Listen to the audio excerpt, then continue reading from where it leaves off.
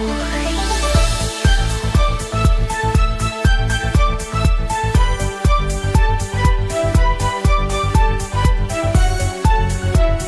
so have you ever reached a point where, on paper, everything looks great? Like you've got the job, the income, maybe buying the things you want, decent relationships, but still there's this feeling deep down, maybe quiet, but it's there, that something's just not quite right, that you're looking for something more. Yeah, that kind of quiet dissatisfaction, that sense that there's more to life even when things look good, that's often a real starting point for people. And it's exactly that feeling that the sources we're looking at today really get into. They explored this idea of simplification as like a path towards a more meaningful life. Absolutely. We've been looking at the work of Joshua Fields, Milburn, and Ryan Nicodemus, the minimalist. And what's really interesting about their story and the materials you shared is that they really did seem to have it all, at least by conventional standards.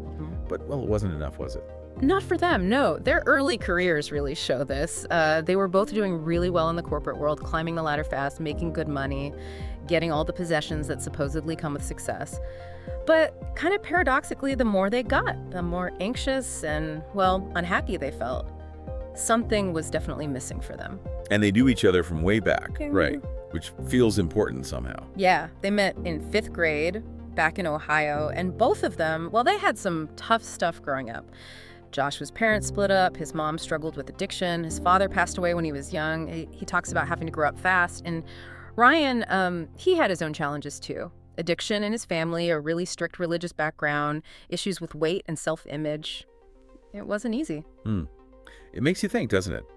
How those early, maybe quite different struggles might have, planted some kind of seed, a desire for something more real. Yeah, could be. And there's this story they tell from when they were in high school, maybe around 98. They had this chat trying to figure out the secret to happiness, And they landed on this idea, this number basically, earning $50,000 a year. That was going to be it. The magic number. Yeah. Which, as many of us discover, isn't usually the whole story. And life took them separate ways for a bit after that, didn't it? It did. Ryan worked with his dad, got involved in his dad's faith for a while, married young, but he also struggled with addiction, and that marriage ended. And Joshua, he actually hit that $50K goal pretty young, right? Yeah. By 22. Yeah, he did. Married at 23, got the house, the car, the promotions, all the external stuff. But that same feeling, that dissatisfaction, it just wouldn't go away. His marriage ended too, partly because his focus was so much on work, on acquiring more. Wow. So their path came back together around 2004, right when both their marriages were ending. Exactly. They ended up at the same company again, still climbing, still earning more, way past that initial $50K goal. But here's the kicker.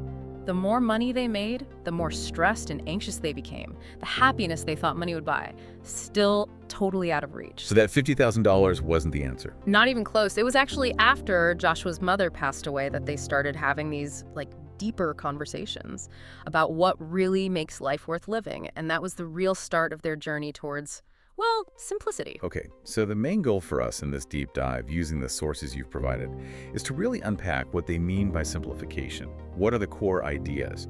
And crucially, how could embracing this potentially lead to a life that feels, more meaningful, less like something vital is missing? All right, so where did they start? How did they first realize that the path they were on, the whole accumulation thing, just wasn't working for genuine happiness? What was that first spark? Well, the big realization, according to what we've read, was just fundamentally understanding that the stuff, the house, the car, the gadgets, even the bigger paychecks, wasn't actually delivering happiness. It wasn't filling that void. So they started this process, almost like an audit, of identifying what was actually holding them back, what was weighing them down. They called these things their chains. Chains, that's a strong word. It really suggests being trapped, doesn't it? It does. And it sounds like they got really practical about it. They actually listed them out. Oh yeah, Joshua apparently listed 83 chains. Ryan came up with 54. That's a lot of things making you feel restricted. 83, wow. What kind of things ended up on those lists? Was it just debt or? It was pretty broad, actually. Yes, definitely big financial stuff like mortgages, car payments, bills, but also things like relationships that felt draining or unfulfilling. And importantly, they also included smaller, maybe less obvious things, cable TV bills, internet packages, even just owning loads of stuff they never used but still had to manage or store. Okay. So it wasn't just the big obvious burdens, it was also the sheer weight of all the little commitments, the background noise of modern life kind of thing. Exactly, the cumulative effect of it all. So they identified these chains. How did they then go about, breaking free? Did they have a strategy? They did, yeah. The next step was basically prioritization. They sorted the chains into two piles, the large ones and the small ones. Large chains were mainly the big financial debts and those toxic or really draining relationships.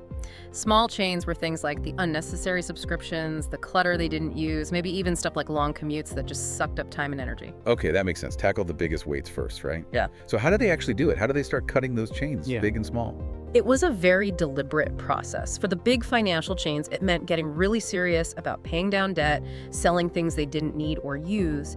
And for Joshua, it also involved that really difficult decision to end his marriage, recognizing it just wasn't making either of them happy anymore.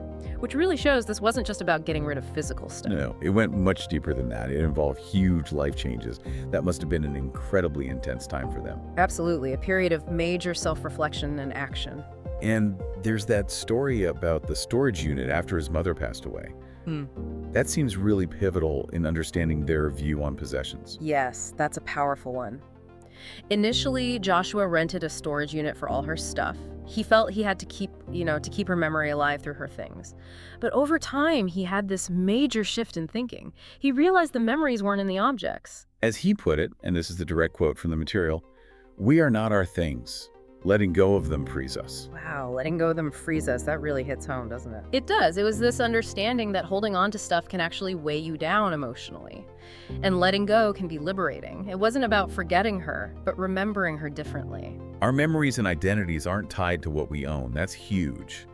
And it was around this time, late 2010, that they started their website, theminimalist.com, wasn't it? Yeah, exactly. It seems like sharing their journey, writing about it, became part of their own process of figuring it all out and solidifying these ideas. Right. Articulating it helps clarify it for yourself, and then you connect with others feeling the same way. Precisely.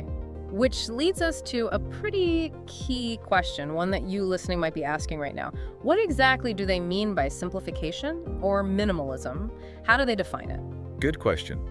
Because minimalism gets thrown around a lot, and people have different ideas about it. What's their take, specifically? Their definition is quite intentional. They see simplification or minimalism, they often use the terms together as a conscious way of living. It's about deliberately focusing on what's truly important to you and actively getting rid of everything else that's unnecessary or distracting.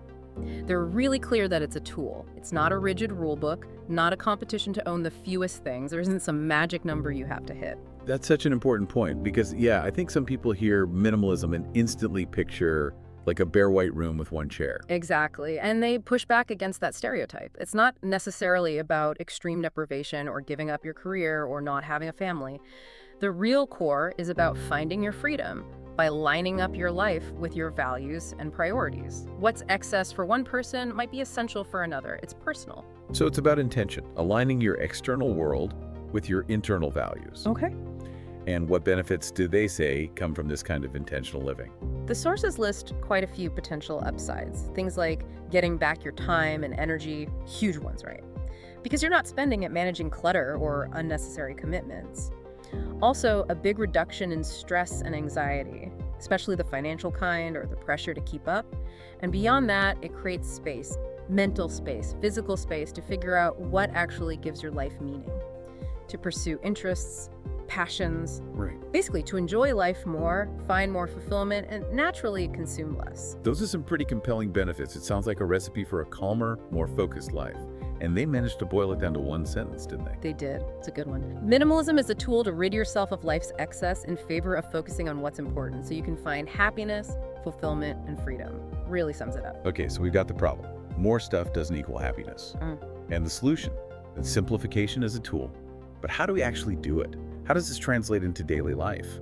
The sources talk about 5 core values, right? Is a kind of framework. That's right. They propose these 5 key areas, these values, as the foundation for building a meaningful life through simplification. They are health, relationships, passions, growth, and contribution. Right. 5 pillars. Exactly. And they suggest focusing on these to really cultivate that meaningful life. Should we dive into the first one, health?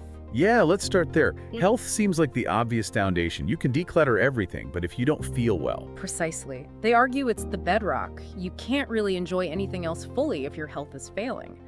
They use this pretty stark hypothetical, actually. Imagine you win the lottery, get everything you ever wanted materially, but then you find out you're terminally ill. Ooh.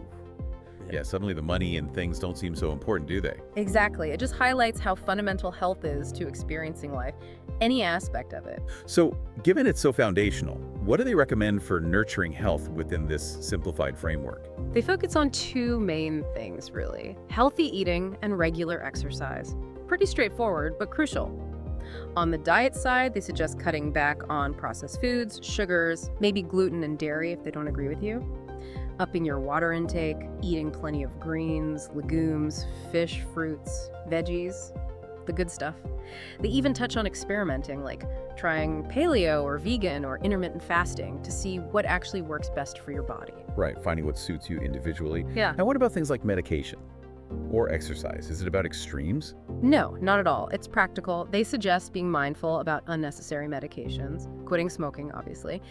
And for exercise, the key is finding something you actually like doing, something sustainable. It doesn't have to be running marathons if you hate running. It could be cycling, swimming, weights, using an elliptical, whatever keeps you moving consistently. Oh, and they stress the importance of good sleep, too. Can't forget that. Okay, so health is pillar number one. What's the next core value they focus on for a meaningful life? The second one is relationships. And again, they use a thought experiment to show why it's so vital. Imagine having all the material success in the world, but being totally alone. No one to share it with, no real connection. Would that be fulfilling? Definitely not. We're social creatures, aren't we? That connection piece is huge. It really is. They emphasize this deep human need to connect, to love and be loved, to share our lives. And while the number of connections might vary, some people need a big circle, others prefer a few deep ties. That fundamental need for genuine, supportive relationships is universal. They suggest 3 ways to work on this: seeking out new positive connections, improving the relationships you already have, and sometimes letting go of relationships that are consistently negative. The last one can be tough, but necessary sometimes. And they have a specific method for kind of assessing your relationships, don't they? Like mapping them out. Yeah, it's quite practical. They suggest making a list or chart of people you interact with regularly, then you categorize them. Core circle, closest people. Secondary circle, less frequent but valued contact, and outer circle, acquaintances. And the final step is to honestly assess the impact. Is this relationship mostly positive for you, negative, or neutral? That sounds like a really useful exercise. Where do they suggest starting with that? Do you focus on the inner circle first? Interestingly, no. They suggest looking at the outer circle first. See who there might be potential to connect more deeply with, and also identify relationships that consistently drain you, or maybe need some distance. Then you shift focus to really nurturing those core relationships, the most important people in your life. They make the point that you can't change other people, but you can change how you show up in the relationship. Right, focusing on your side of the street. And do they offer any clues about what makes a relationship great? They do. They list 8 elements: love, honesty, trust, care, support, authenticity, understanding, and compassion. Kind of a checklist for healthy connections. Okay, health and relationships covered. What's the third core value? They call it passions, right? Though I think the source originally said emotions. Yeah, there's a slight difference in terms, but the core idea is the same. It's about connecting with what genuinely excites you, what lights you up, what gives you that sense of purpose outside of just your job or daily grind. The scenario they use here is achieving success, but still feeling empty, like there's no real joy. That's where passion comes in, providing that emotional fuel. And they seem particularly concerned about people defining themselves solely by their careers, don't they? Very much so. They warn against letting your job title become your entire identity. They even suggest something quite practical. When someone asks, "What do you do?" Try answering with a hobby or passion first, not just your job. It's a reminder to yourself and others that you're more than just your profession. That's a good tip. Yeah, and they're not saying careers are bad, but finding genuine passion, whether it's inside or outside of work, is crucial. So what stops us from pursuing these passions? What are the chains related to this value? I think they mentioned 4. That's right, 4 main chains: identity, status, security, and money. Identity is that trap of defining yourself just by your job. Status is worrying too much about what other people think. Security is the fear of financial instability if you pursue something less conventional. And money is letting the chase for money itself overshadow what actually brings you joy. Okay, those sound familiar. How do they suggest we break free from those particular chains? Well, for identity, it's about consciously building a broader sense of self based on your values, interests, relationships. For status, it's cultivating more indifference to others' opinions, focusing on your own internal compass.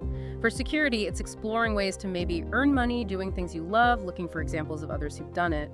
And for money, they give 5 practical steps: budgeting, investing wisely, getting out of debt, downsizing or simplifying to need less, and finding ways to contribute money or resources to others. That's a solid set of strategies, really about taking conscious control. Okay, that brings us to the 4th value. What is it? The 4th one is growth, or development as it was in the source. This is all about the human need to constantly learn, improve, and evolve. Right, the idea that standing still isn't really an option for fulfillment. They had an analogy for this too, didn't they? Something about fishing. Exactly. Imagine you achieve everything and your only option left is to go fishing every single day. Even if you love fishing, eventually, without growth, without new challenges or learning, it would likely feel pretty empty. Their point is pretty stark. If you're not growing, you're stagnating, maybe even dying in a sense. So, embracing continuous improvement, how do they suggest we do that practically? They really emphasize small, consistent steps over huge, unsustainable leaps. Like going to the gym better, to go regularly and do a manageable amount than try to do way too much once and then quit. They also talk about the power of looking back and seeing how far you've come. Those small steps really add up over time. And crucially, when you decide to grow in an area, take immediate action. Even a tiny step, like decide to start running. Put your shoes on right now and walk out the door. Just start. Start the momentum. Makes sense. Those small wins build on each other. Okay, so that leads us to the 5th and final core value. What's that one? The 5th one, maybe the culmination of the others in a way, is contribution, also referred to as sharing in the material. And the scenario here is pretty clear. Imagine having immense wealth. Is it more fulfilling to keep it all for yourself in isolation, or to share some of it, to use it to help others, or make a difference? Yeah, the answer seems pretty obvious for most people. Contributing feels intrinsically good, doesn't it? It does. They argue that as we grow personally in health, relationships, passion, skills, we naturally have more to give. And that act of helping, of contributing to something bigger than ourselves, is like a fundamental human drive. It brings deep satisfaction. They suggest lots of ways to do this, volunteering formally, or just finding your own unique ways to help out in your community or for individuals. And they made an interesting point about finding satisfaction, even in the parts of contributing that aren't necessarily fun. Yes, that was interesting. They distinguish between doing positive things you enjoy and doing positive things you might not always enjoy, but that are necessary for real change. Learning to find meaning, even in the less glamorous tasks, is key to making a lasting contribution, they argue. Ultimately, their conclusion is that a life focused only inward, only on the self, without contributing to others or the world around you, well, it lacks that deeper layer of meaning. Right. So just to recap those 5 values: health, relationships, passions, growth, and contribution. These are the pillars, according to Milburn and Nicodemus, for building a meaningful life using simplification as the tool. That's a perfect summary. And they do point out that the priority might shift between these 5 at different times in your life. The goal isn't perfect, rigid balance, but awareness and intention across all of them. And the big idea is that simplification, clearing away the excess, is what gives us the time, energy, and focus to actually invest in these 5 crucial areas. Exactly. It clears the path. Well, thank you. This has been really illuminating, digging into these sources. It definitely clarifies their idea of simplification isn't about, harsh austerity. It's about intentionality. Living deliberately. Yeah. Choosing to focus on what truly nourishes you across these key parts of life: health, relationships, your passions, personal growth, and how you contribute. So maybe a final thought for you listening. Thinking about those 5 values: health, relationships, passions, growth, contribution. Which one feels like it needs the most attention in your life right now? And maybe what's just one small, tiny step you could take, even today, to cultivate that one a bit more intentionally? Definitely something worth pondering.